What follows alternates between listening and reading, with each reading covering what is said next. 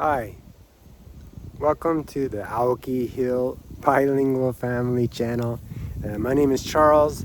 I'm a 30-year plus resident of Japan, and right now I'm getting ready to take a week-long trip to South Korea with my daughter. And as I'm getting ready for that, I decided I'd try to make this video because I think something very interesting is happening here. In that, the Aoki Hill bilingual family. So my wife and I are in one way bilingual in that we both use English and Japanese daily. We both use these languages professionally, both of them. And so with the common usage of the word bilingual fits us. But what I thought might be interesting to talk about is our daughter. So our daughter is a young adult now, and she is a real bilingual, a true bilingual, a balanced bilingual. There are different types of bilingual definitions, and she uses both languages fluently and in a native-like way. She's basically a native in two languages, and I thought that might be interesting to talk about. And the reason I've been thinking about that is we're taking a trip, the two of us, me and my daughter, to South Korea for a week, and I'm really looking forward to just hanging out with her and talking. And I think that feeling of being able to do this is really what drove this whole project to help her on her path to true bilingualism. Because maybe most people who don't have experience in Japan, don't have experience with this kind of thing, would think, oh, well, father is an American, mother is Japanese. It's natural for the child to be bilingual, but it's kind of a open secret going on in that most bicultural people, at least from what I understand, if Japanese and non-Japanese, whether they live in Japan or live in another country, these kids generally grow up monolingual. And in our case, it actually worked. She did our daughter did successfully become bilingual. And I thought that might be an interesting topic for people who are interested in the topic of children becoming bilingual, or people who are interested in becoming bilingual themselves. So for me, the topic started many, many years ago when I realized this fact that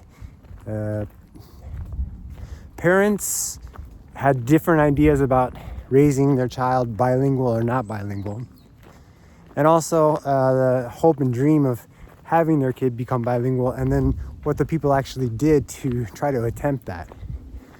And for example, one story that I happened upon a long time ago was I had a friend who, a New Zealander, who, when I was living in northern Japan, this friend, he learned Japanese quite naturally, and he was just an incredible speaker of Japanese, and he had a Tohoku, northern Japan accent, strong accent, and that's all he could speak. He couldn't speak any other type. He just had this accent and quite fluent. And the story is not about him, but a friend of his. So he had a friend who's I believe was an American or a Canadian, and this person also had a Japanese wife and had 3 or 4 kids. And the story went that the father and the children could not communicate. The father could not speak Japanese, and the kids, having grown up in Japan, could not speak English.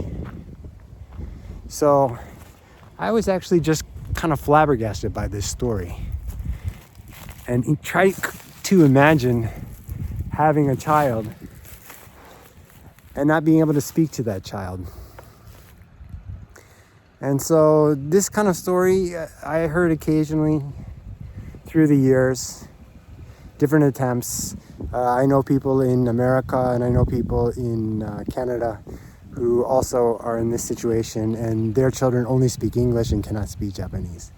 So thought I'd talk a little bit about this. So how did it work? So I had this strong urge. I really wanted to get to where I am today, which is being able to talk to my child, especially when she got to where she was able to have interesting conversations and have no language trouble doing that.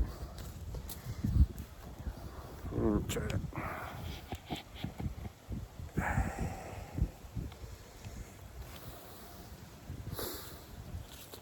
So what I did at that time is I researched a lot. I talked to people, I read books, and read books on linguistics, read books on language itself, and read books about the specifics of bilingualism and how people are able to achieve bilingualism. And there wasn't, and I still think there's not a lot of information available about it.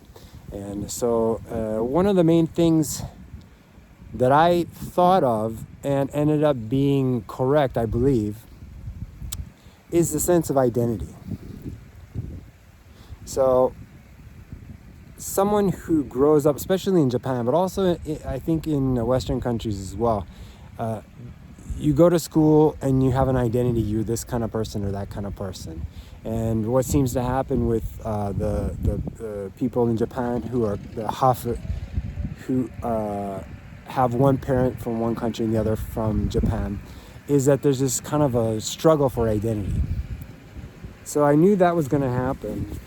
And so the first thing that we did was to encourage our daughter to really understand that she was this kind of person, that she had two cultures, she had two identities, two cultures, two backgrounds, parents were different and spoke different languages.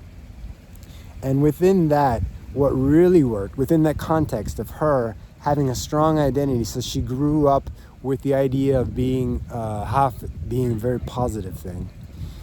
Within that, what I think really allowed her to develop command in both languages. Of course, she would develop ability in Japanese, but also in English, to the degree that she's native. She has the same accent as I do. She didn't she didn't have any kind of schooling in English. It was all in Japanese. So she does have that as a hindrance. Sometimes she can't say exactly the kind of things she wants, but otherwise it's native-like. She comes off as native. So when she talks to other natives, English natives, they immediately assess her as being native without thinking about it. So the idea, getting back to where I want to go, is that the basic concept that was most important is the sense of being bilingual. Not speaking English and speaking Japanese. Not, well, I already speak English, so I'm going to learn Japanese, or I speak Japanese, so I'm going to learn English. But from the beginning, even though she didn't know the word bilingual, the idea of having a felt sense of being bilingual. So what is that? So basically, she learned that when you talk to this person, you speak this language, and when you talk to that person, you speak this other language. And she had an internal sense of that, to where she would look at the person and she would automatically adjust to them. And the way that came about is sense of modeling.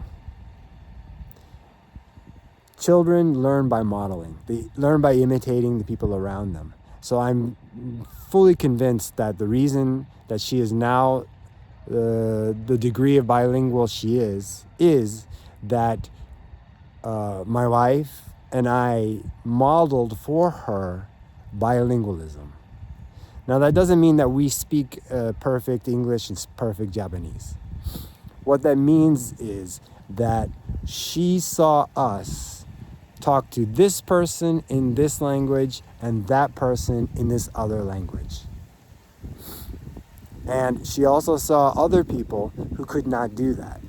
She saw people who could only speak English, or she saw people who could only speak Japanese.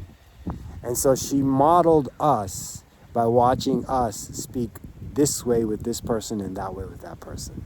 And I'm convinced that this modeling in the context of a sense of being bilingual, in the sense of being hafe, of being someone who has two cultures, gave her a strong identity and a strong sense of the language. Now, I'm probably rambling here, but I think there's a few different lessons here. And this is for people who are interested in raising their kids bilingual, or just for people who want to become bilingual themselves. The main point here is this 3 tiers. One is your identity. Who are you? And does that include another language? And it's not, I'm convinced, again here, I'm convinced about a lot of things here, what I'm saying, but the idea being that a bilingual person is not a person who already speaks one language natively and attempts to learn another. A bilingual person is someone, even if it's called sequential bilingualism. So you native in one language and then you develop a native-like ability in the second language. So you start with your own language and then you can go with the other, but with the goal in mind that someday you will be native-like in both languages. And I think that's the framework in which you can raise your own kids to be like that. Now, people, I'm sure if I had thought about it, I would have been like, well, it's not a good idea for her, my daughter, to listen to my Japanese because it wasn't perfect. And it wasn't a good idea for her to listen to my wife's English because it wasn't perfect. Much better now, but it wasn't perfect at that time. But I realized that because of her age, she didn't realize that we were not native-like. She didn't have for my Japanese, she didn't have the strong base of which to compare a true native of Japanese with her father's level of Japanese. And she just had, similarly, she didn't have the same ability in English to be able to tell that her mother's English was not perfect either. Later on, she did start to realize it. And later on, she started to stop speaking Japanese with me, and she stopped speaking English with her mother because she had that sense. And again, you can use that as an idea for your own family. The other idea is that even without having the family is to, the point here, I'm rambling, I know. Sorry about that. The point being, bilingual as the aim. It's a mindset. It's a mindset aiming for bilingualism, aiming for native-like ability, even if you never get there.